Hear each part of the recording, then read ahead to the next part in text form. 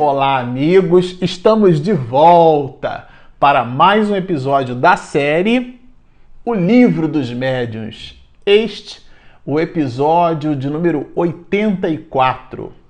Bom, para você que está nos acompanhando no canal, nós estamos iniciando, este é o segundo episódio da série, do capítulo 19 do Livro dos Médiuns, da segunda parte do livro, aonde nós estamos aprendendo com Kardec as questões que no meio espiritista nós habitualmente chamamos de animismo, que é a capacidade ou a possibilidade que o médium tem de emprestar, de doar as suas próprias questões no processo da comunicação. Ou seja, no lugar da comunicação efetivamente ser de um espírito, essa comunicação seria do próprio médium. Daí a expressão animismo, que vem de ânima, alma do próprio médium, que foi o que nós estudamos no episódio passado. Allan Kardec vai chamar essa parte, da influência do espírito pessoal do médium. Portanto, dialoga fundamentalmente com as questões relacionadas ao animismo. Nós super recomendamos duas obras que nós consideramos assim obras bem assertivas, todas duas expedidas pela Federação Espírita Brasileira, Uma é de Alexander Aksakov, é um material brilhante, é Animismo e Espiritismo, e tem uma outra obra que também dialoga nessas proposições, que é Animismo ou Espiritismo, que é de Ernesto Bozano. Essas duas obras são disciplinas básicas para quem deseja se aprofundar nas questões relacionadas ao animismo.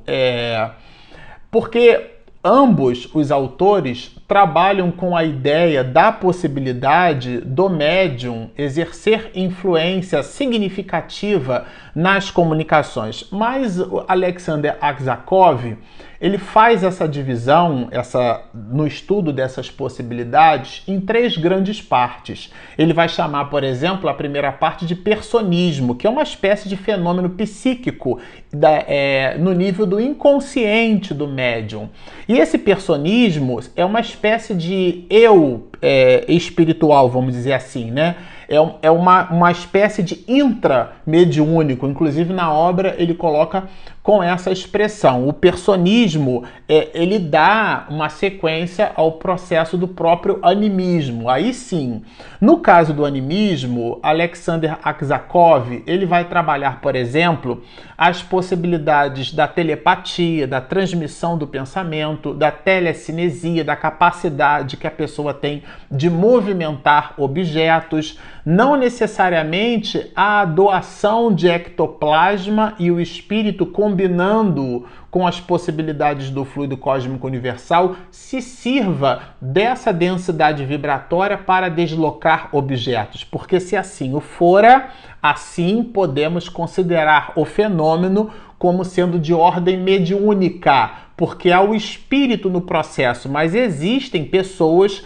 que conseguem deslocar objetos sem necessariamente esse fenômeno ser de ordem mediúnica. Como assim, Marcelo? Porque são processos onde a própria pessoa doa a uma substância que é o seu próprio fluido elétrico animalizado e canaliza-o diretamente sem a intervenção de um espírito. Quando ele assim o faz, e aqui de novo, a gente super recomenda a leitura dessas duas obras, Alexander Aksakov vai classificar esse fenômeno psíquico inconsciente, porque ele vem do espírito do médium, como sendo efetivamente o animismo. E depois ele vai chamar de espiritismo, que são os fenômenos aonde há a intervenção efetiva dos espíritos. Bom, o personismo e o animismo foram fundidos num conceito só, que é o que a gente conhece de animismo, de ânima, alma do próprio médium.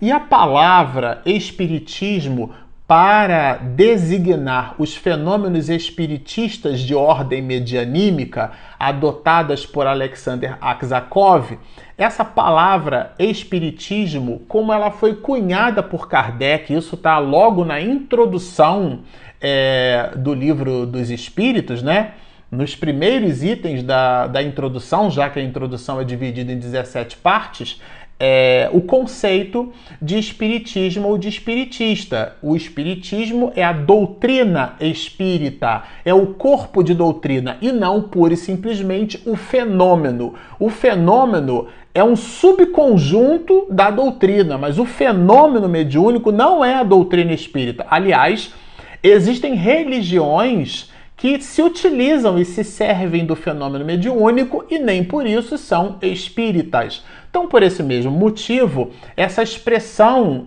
de Alexander Aksakov para espiritismo em relação ao fato mediúnico, ela foi um pouquinho, caiu em desuso, vamos dizer assim, para nós, os espiritistas, mas a ideia é brilhante, essa divisão didática dele é um verdadeiro tratado, nós super recomendamos. Ele inclusive faz um estudo de todo um processo dos fenômenos de efeitos físicos, como Kardec fez no início dessa obra que nós estamos estudando, que é o Livro dos Médiuns. Agora, no caso de Ernesto Bozano, aí ele já faz uma divisão completamente diferenciada dos fenômenos anímicos. Ele faz uma distribuição em 7 grandes grupos, que dialogam um pouco com os 3 grupos apresentados por Alexander Aksakov. Aliás, dos 2 livros, a grande interseção dos dois é justamente a ratificação da informação da participação do espírito do médium no processo da comunicação que nós chamamos de animismo.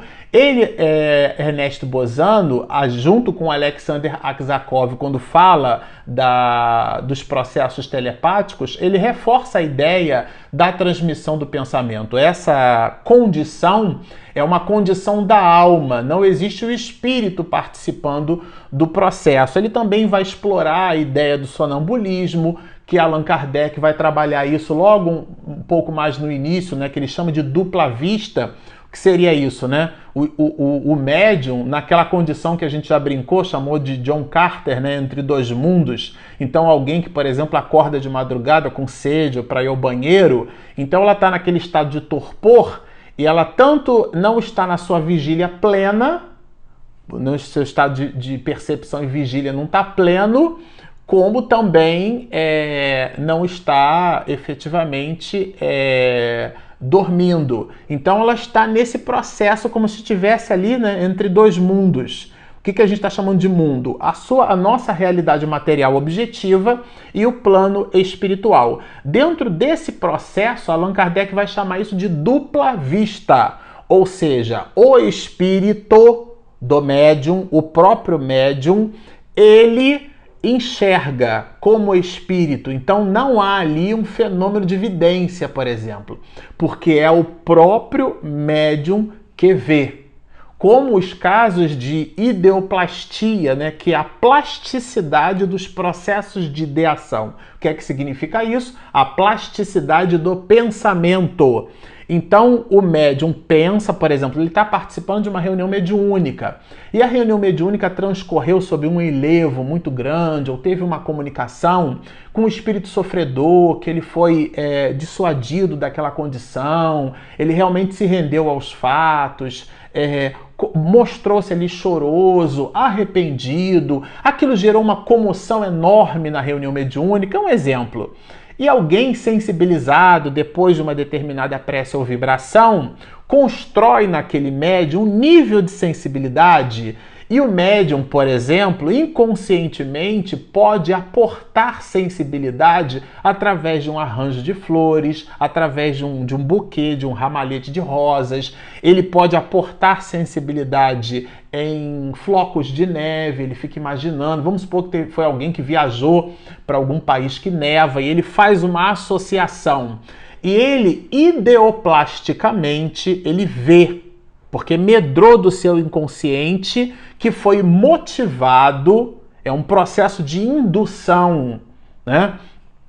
Foi motivado por aquele sentimento que ele presenciou na reunião mediúnica. E esse médium vai narrar depois que aquilo foi uma vidência, mas na verdade foi um processo, e pode ser um processo ideoplástico, uma ideoplastia, uma plasticidade do seu próprio pensamento. Vocês observem que esses processos são bem complexos, né? Agora, além do sonambulismo, que pode ser o sono provocado, que dá esse estado de torpor entre os dois lados, a gente também pode ter, de alguma forma, esses processos de dupla vista, e isso é Ernesto Bozano que vai trabalhar na obra, no próprio estado de vigília. E esse estado de vigília pode favorecer uma visão do mundo espiritual motivada não por terceiro, mas por vontade do próprio médium ou pela vontade de uma pessoa ausente. A gente está fazendo uma reunião mediúnica aqui e alguém manifesta uma intenção. Isso vai escrito numa obra de Arthur Conan Doyle. Quando ele participa de um fenômeno mediúnico, ele vai para uma cidade e ele então mentaliza uma determinada ideia e o fenômeno físico, né? A mesa dá uma resposta que seria uma resposta de Hahnemann, né? Samuel Hahnemann, o pai da homeopatia. E, na verdade, a mensagem ela vai decodificada pela mesa, né, do ponto de vista físico, mas a origem é o pensamento dele, que ficou ali como um mantra, vamos dizer assim, mentalizando uma determinada resposta e aquilo se refletiu. Às vezes, numa reunião mediúnica, um médium muito sensível, o espírito passa ao largo e, dependendo da vibração, ele capta aquela vibração. E a comunicação vai expedida por outro médium. A gente costuma dizer que o médium é um sensitivo. Então ele percebe aquela sensação, ele registra na sua aparelhagem anatomofisiológica aquela sensação que se revela numa tristeza, numa angústia, num prazer, numa excitação, numa vibração que ele percebe. E as mais das vezes, aquela percepção que o médium tem é em cima de uma comunicação que vai acontecer ou já aconteceu por um outro médium, mas ele capta aqueles miasmas, capta aquela vibração, como se fosse o resto de uma marola da onda do mar em cima de uma energia mecânica que foi fornecida lá atrás e que promoveu aquele deslocamento. E o médium capta aquela vibração. A percepção daquela vibração é anímica. Vem de ânima, a alma, é a forma como o medianeiro percebe aqueles mesmos processos, muito embora o tônus vibratório tenha sido fornecido por um espírito que está naquela reunião. E aí, quando eu digo espírito, é um espírito desencarnado, não é o espírito do médium. Ele vai falar, por exemplo, eu achei isso bem interessante, Ernesto Bozano considera aqui, que é a manifestação do moribundo. O que é isso, né? Pessoas que estão, por exemplo, já num leito de morte, estão naquele processo de John Carter, como a gente diz, é um desenho da Disney, né? Entre dois mundos, o personagem que está no planeta Terra está também em Marte, é uma metáfora. Então, nesse caso, o moribundo é uma pessoa que já está deixando o corpo físico, mas ainda está nele, e ao mesmo tempo já está se desprendendo desse corpo físico e, portanto, vivendo a realidade sua, primeira e permanente, que é a realidade espiritual. Existem até muitos casos de pessoas nessas condições que começam a enxergar os parentes e amigos e a medicina coloca na conta da alucinação. Na literatura espírita nós vamos observar muitos casos nesse sentido, né? Aqui, nessa perspectiva, né, a perspectiva da visão do moribundo, não é uma visão mediúnica, é o próprio espírito quem vê, é a própria pessoa quem vê. Aí, por último, ele vai citar Ernesto Bozano, uma mensagem entre espíritos, mas que tenha por intermediário um espírito desencarnado. Então o médium expede uma comunicação que não vem dele, vem de terceiro. Aí sim, esse fato é um fato mediúnico. Allan Kardec até cita isso aqui na obra, né? Vocês vão recordar, a gente já comentou a história de um rapaz que ele então entrava em transe sonambúlico e expedia receitas. Ele tinha, esse rapaz, possuía o rapaz, a possibilidade de entrar em transe sonambúlico. E quando entrava no transe sonambúlico, aviltava receitas. E num determinado momento, ele entrou nesse transe sonambúlico, ficou nesse estado, né, entre a realidade objetiva e a erraticidade, mas as receitas não apareciam. E como espírito, ele diz o seguinte: olha, eu não posso expedir receitas. Por quê? Porque o médico que me dita as receitas não está aqui. Então, nesse caso, então não era você que editava as receitas? Não, o rapaz vai dizer, não, era o médico, né? Era uma outra pessoa. Nesse caso, esse fato é um fato mediúnico, porque não é o espírito do médium quem dita as receitas. Vamos imaginar que ele houvera sido um médico numa existência transata, né? Numa existência anterior. Então ele entra num estado alterado de consciência, como a gente viu ali no início do capítulo 19.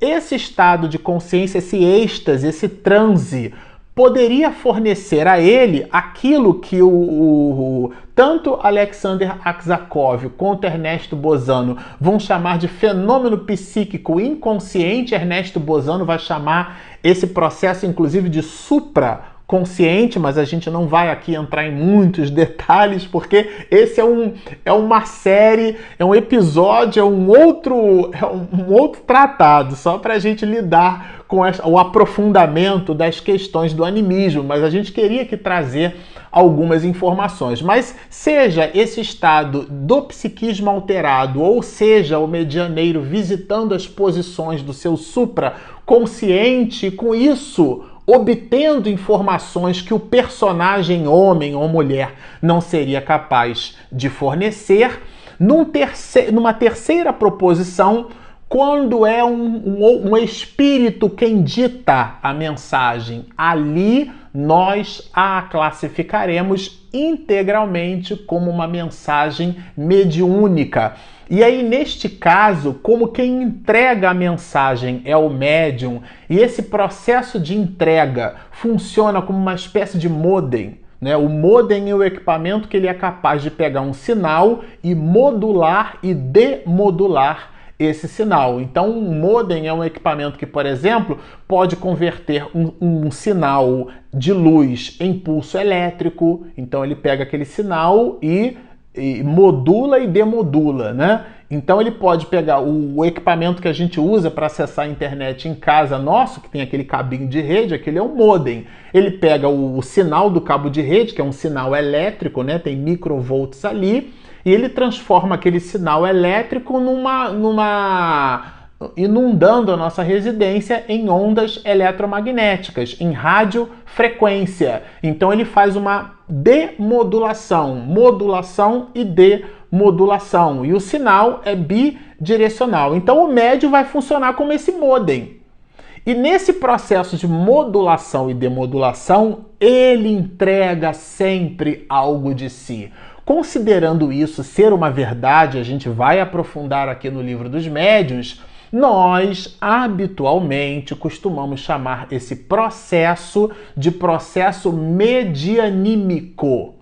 Por quê? Porque vem de mediúnico e de anímico. Existe uma parcela mediúnica, ou seja, foi o espírito que efetivamente respondeu, quem respondeu, mas a forma como esta resposta vai expedida para o plano encarnado, para a nossa realidade objetiva, essa forma vai do jeito que o espírito do médium consegue decodificar, consegue demodular. Esse processo a gente chama de anímico. Então são dois componentes, o componente mediúnico e o componente anímico. Nós chamamos o interpolar dessas duas possibilidades, destas duas grandezas do processo de comunicação, de mensagem medianímica. Então, é nesse sentido que Allan Kardec vai perguntar, né?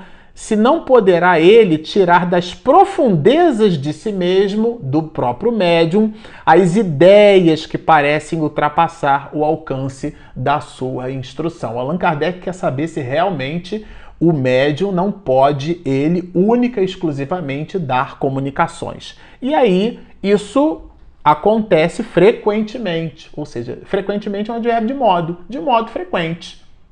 Ou seja, é habitual o espírito do médium dar a sua contribuição no processo da comunicação, no estado do transe sonambúlico ou estática.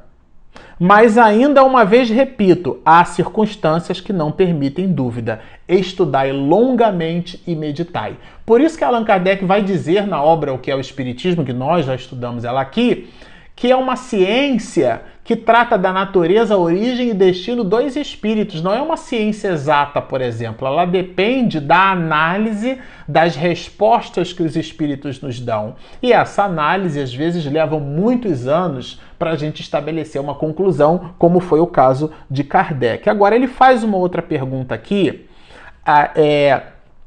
que a gente pode perceber que a partir dessa pergunta, Kardec já admite a ideia do animismo, porque olha como ele fez a construção da pergunta.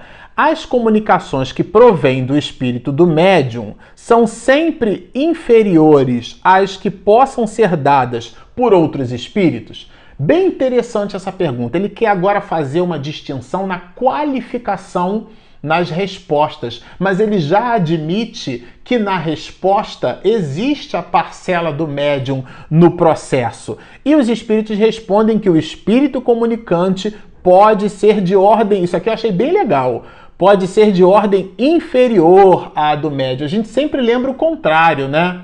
Que o médium daria respostas de ordem inferior, mas às vezes o espírito que se comunica traz uma bagagem mais acanhada em relação à bagagem do médium. Isso também pode acontecer. E aí, na hora do médium decodificar, acontece muitas vezes o espírito quer pronunciar um palavrão, ele pensa no palavrão, mas o médium não verbaliza porque não tem esse hábito. Então ele usa, substitui por uma outra palavra. É uma alteração? É uma alteração, mas o conteúdo, a animosidade, a indisposição, a raiva, a agressividade, o medianeiro deixa perpassar. Mas o verbo grosseiro, até porque o espírito comunica o pensamento, né? A ideia. Então ele promove o influxo e aquele influxo se manifesta numa palavra grosseira, grotesca, que vai demodulada, daí a palavra modem que a gente usou, é uma analogia, mas ela vai então decodificada pelo médium, que se manifesta numa outra palavra. Existe uma alteração no processo? Existe, mas isso não é uma adulteração, é uma alteração. Então é um processo anímico, é a participação do médium no processo. Aqui na questão de número 6, ele já vai falar da ideia do médium, né, como intérprete, que foi o exemplo que a gente deu do modem. Olha, desde que haja na extremidade do fio uma pessoa inteligente que a receba e transmita, é aquela ideia do médium como um transportador, né? Ele estabelece aqui a relação da extremidade entre fios e a mensagem passando por um fio, aquele pulso elétrico, e ele vai então demodulado do outro lado, e esse processo de demodulação é o que o médium faz. Bom, agora aqui Allan Kardec já faz uma pergunta que suscita diretamente a interferência. É uma crescente, gente. Esse material aqui é uma delícia, né?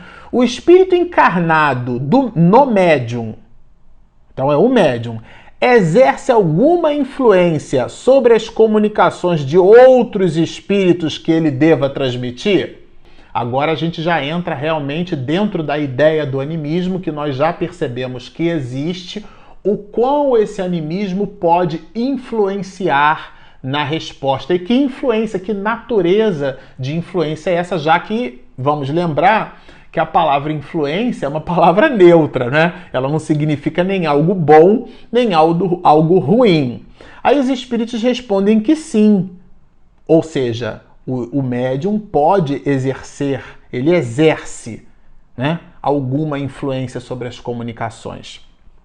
Sim, porque se não houver afinidade entre eles, o espírito do médium pode alterar as respostas e assimilá-las às suas próprias ideias e inclinações. Então, o médium traduz do seu jeito. Às vezes, o espírito passa uma mensagem, o conteúdo mesmo é contrário ao pensamento do médium. E dependendo do nível de inconsciência desse mesmo médium, ele começa então a produzir filtros. Assim como o médium pode ser capaz de filtrar um pensamento agressivo que poderia se manifestar numa palavra grotesca, num palavrão, ele também pode, por influência dele mesmo, pelo juízo de valor que ele faz em cima do processo, ele pode exercer uma influência e tisnar, vamos dizer assim, alterar a própria comunicação, quando não exista uma similitude vibratória. Allan Kardec vai chamar isso de relações fluídicas. Nós já estudamos isso. Ou seja, o médium traduz do seu jeito. É o que ele vai chamar aqui de mau intérprete. Só que Allan Kardec insiste no ponto. Será essa a causa da preferência dos espíritos por certos médiuns? Sensacional a pergunta, porque a resposta é igualmente sensacional. Não há outro motivo, ou seja, quanto mais dócil, vamos dizer assim, é o médium, mais os espíritos querem se comunicar por ele, porque altera menos as respostas. Aquele médium ou aqueles médiuns alteram menos, ele possui um processo na sua condição, na sua educação mediúnica, de estabelecer um filtro, nem tanto ao mar, nem tanto à terra, né? Como a gente costuma dizer. Olha, procuram um intérprete que mais simpatize com eles. Aqui, gente, olha, aqui o que é importante dizer é que nós sintonizamos, quando eu digo nós, os médiuns, sintonizamos com as ideias dos espíritos. É óbvio que um espírito nobre tem uma ideia nobre e aquela ideia se manifesta dentro de um espectro de frequência que eu preciso ampliar as minhas percepções para assimilar aquela ideia. Mas o médium não sintoniza obrigatoriamente com a faixa de moralidade do espírito que comunica. Nossa, eu recebi aqui uma mensagem de Joana d'Arc. Quer dizer, isso implicaria, né? Nossa, eu recebi aqui uma mensagem de São Francisco de Assis. Às vezes São Francisco de Assis ditou para um outro espírito, que ditou para o outro, que ditou para você, né? Que escreveu ou que falou. Não importa. Mas o ponto alto aqui é que nós, os médiuns, sintonizamos com as ideias dos espíritos. Porque senão seria implícito acreditar que para que nós expedíssemos conteúdo de um determinado espírito, nós tivéssemos que ter a mesma grandeza moral daquele espírito. E isso não é integralmente verdadeiro. É óbvio, repito, que um pensamento nobre visita faixas de frequência elevadas. E um espírito de baixa ordem tem um pensamento cuja faixa de frequência carrega uma certa densidade. Então, essas variações de faixas de frequência falam diretamente à condição do médium no seu grau de percepção. Então, ele precisa ampliar as suas possibilidades. Então, se existe um espírito que vai comunicando algo com certo lirismo, aquele lirismo precisa, de alguma maneira, ser desenvolvido no médium, aquela sensibilidade. Ele vai falar dos orvalhos. Quem não conhece a história, né, de Chico Xavier plantando, regando um canteiro de alho, né?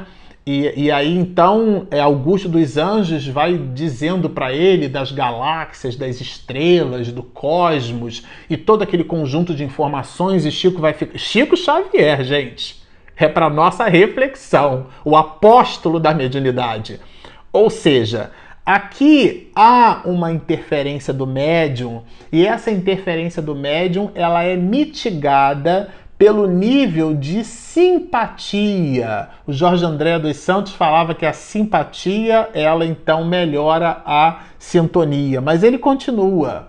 Ele vai dizer que ele é intérprete de má qualidade e muitas vezes infiel. Na outra, aí aqui Kardec já não pergunta, ele afirma, olha, compreende-se que seja assim quando se trata de médiuns intuitivos. Tudo bem, está na camada da intuição. Mas e os médiuns mecânicos? Porque aí, considerando a mediunidade mecânica, ele não teria como evitar, né? Bom, aí ele faz uma distinção aqui que caminha e que dialoga com a ideia dos fluidos, né? Porque para as comunicações de ordem física, o que a gente se serve é do fluido do médium. Para as comunicações de ordem intelectual, o que a gente se serve é do processo de cognição do médium. Então, há integralmente a participação do médium no processo, porque às vezes o sonambulismo inconsciente pode fazer a gente pensar, né, que o médium não tem participação no processo, mas a resposta aqui não mostra isso. Mas Allan Kardec contesta.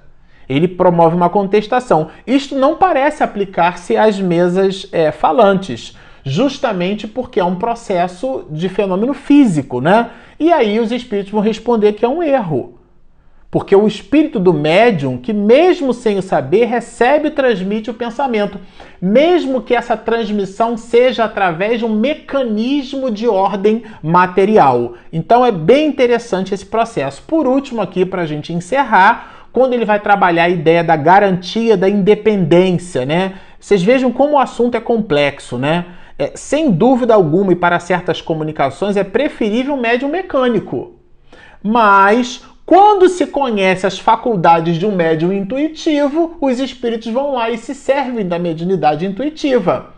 Porque olha que interessante isso, a gente observa como é complexo esse processo, né? Porque a gente poderia pensar, não, então para ser fidedigna a resposta, é melhor que seja um médium mecânico. Mas a depender do nível da resposta e do equipamento cognitivo do médium, os espíritos até preferem se servir da veia da intuição, porque a depender do nível de entrega e de percepção medianímica, aquela mensagem vai melhormente traduzida, ainda que pelo canal da intuitividade. Bom, agora nós vamos estudar com Kardec o sistema dos médiuns inertes. O que será esse médium inerte? Bom, tudo isso nós veremos juntos num próximo episódio. Para você que está nos assistindo e não se inscreveu no nosso canal, por favor, Espiritismo e Mediunidade. Lá embaixo você clica ali na sua inscrição, clica do lado para receber a notificação do sininho e aí depois que a minha esposa faz a sua edição caprichada, você recebe a notificação. Também temos o nosso aplicativo disponível na Google Play e na Apple Store. Estão feitos, então, os convites. Baixem o nosso app, inscrevam-se no nosso canal, sigam-nos e muita paz!